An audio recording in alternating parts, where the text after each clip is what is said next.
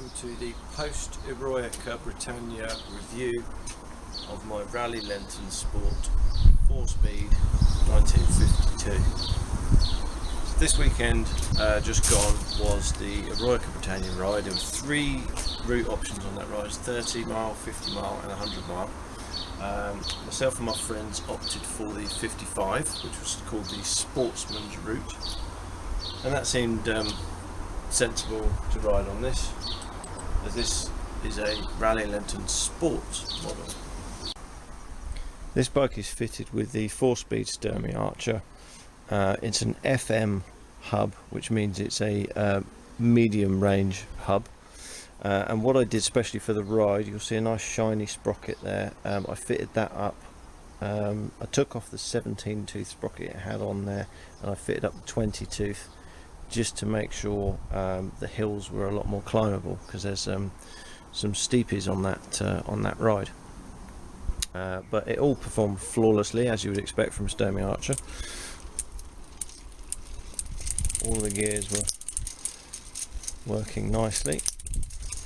Even, there it is, bottom gear. And bottom gear came in very, very handy. With that sprocket on and the standard Lenton front chainring, I ended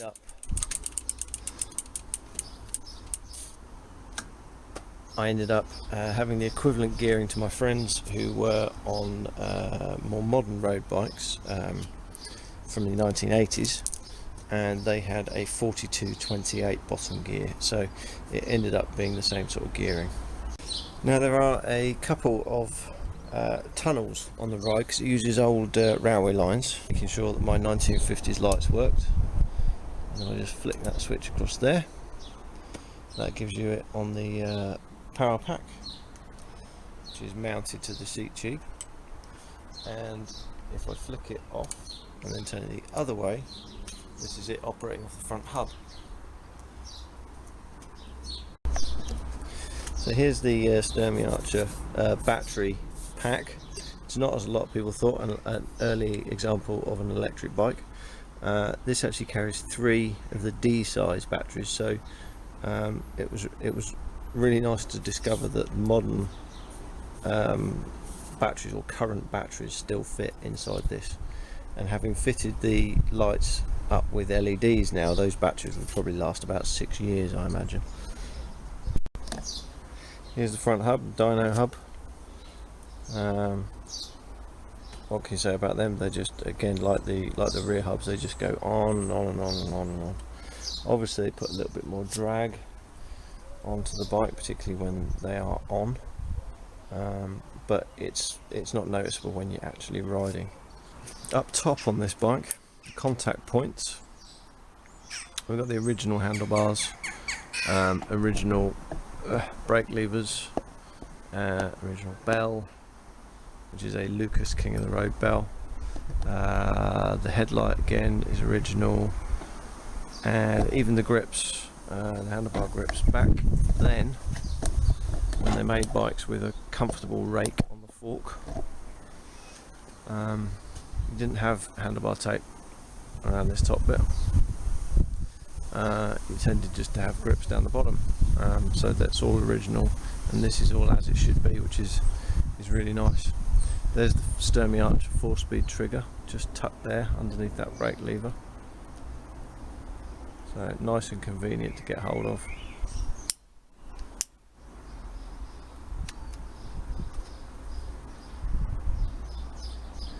The cables are original.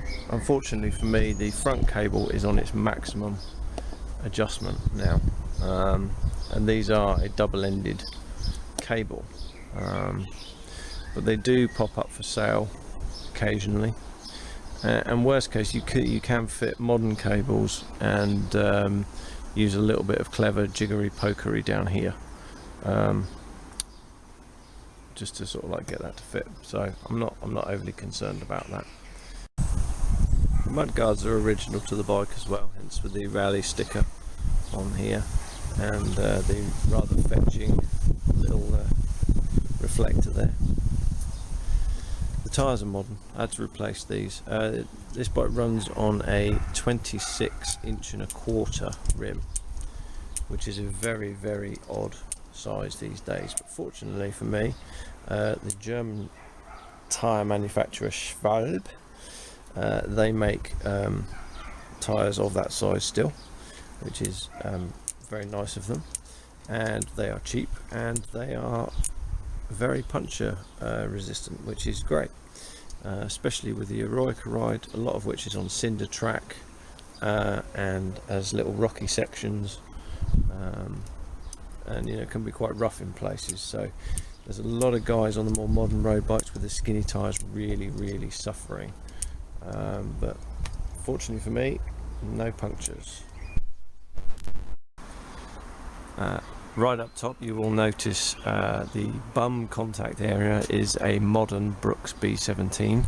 This is the closest match I could get these days to the original B15, because the B15 that Brooks produce now is, I think it's called the Swallow, and it's a much narrower saddle, but the original B15 was a much wider sort of touring style saddle, and the wide B17 is the closest match you'll get to it now. I had to replace that because unfortunately the old saddle, the leather had split here, and it was literally when I picked the bike up in two halves. So how was the ride? How was the ride on that bike? It was really good. It was really good. Everybody is going to be biased towards their own bike, their own machine, oh yeah, it was the right tool for the job. But if we look at the facts, a large percentage of people on the high end of their day, sort of i.e. up to 1987, road bikes were having punctures galore, because of course they're all on sort of 23 or 25mm tyres, and on the sort of like the off-road surface, those tyres just aren't going to cope with that, whereas the old 26.25", which was the racing tyre of its day, was just that much bigger. With the Schwalbe tyres being like Schwalbe, that gave me a good degree of puncture protection, and it was absolutely fine. It also gives a light tread on the tyre as well, so when you are on like the cinder track, on the road, that doesn't help you with grip at all, a tread, but on a cinder track and sort of like the little off-road sections, it does help a bit, and so that was really good. One disadvantage, of course, is with the Stony Archer hubs are never lightweight, so a derailleur setup is lighter. With the steel wheels, they're very strong, very resilient, which is a plus point, but of course they're also heavy. With the dynamo on the front and all the lights and the saddlebag on the back. I mean, the bike empty, as I say, is sort of £39. I think it's 16.2 kilos or something. So like weight is a problem going up the hills, but then how much of a problem was it? I mean, I'm not a super fit cyclist. But I rode up all of the hills. Didn't walk any of them. There were a lot of guys walking up the hills. Certainly towards the latter stages of the ride, where the sort of heroics worn off. Was it comfortable? Is the bike comfortable? Well, I rode the whole ride without gloves, because back in those days they wouldn't have ridden with gloves, and generally I don't tend to. And even on those rough surfaces, and using the tops of the bars as well, which again, no bar tape, skinny little bar, I didn't have any numbness, no problems at all there. Everything was fine. I didn't feel any vibrations, because the forks are very comfortable. They've got a nice lovely rake on them, and they're very you can see them flexing as you're riding, never to an alarming degree, but it's just comforting, because you know that shock isn't being transferred up the bike. So that was really good. As I say, the hub performed flawlessly. Every time I needed a gear change, I wanted a gear change, it was there. And you've always got the, or in third and fourth gear, you have the very satisfying tick tick tick tick tick of the sternum archer, which just sort of like just gently encourages you along. It's a lovely sound. It's probably my most favourite sound in cycling is the tick of a sternly archer hub. So it was great. There's some photos coming up of the event and just some random ones and the bike. Thanks for watching.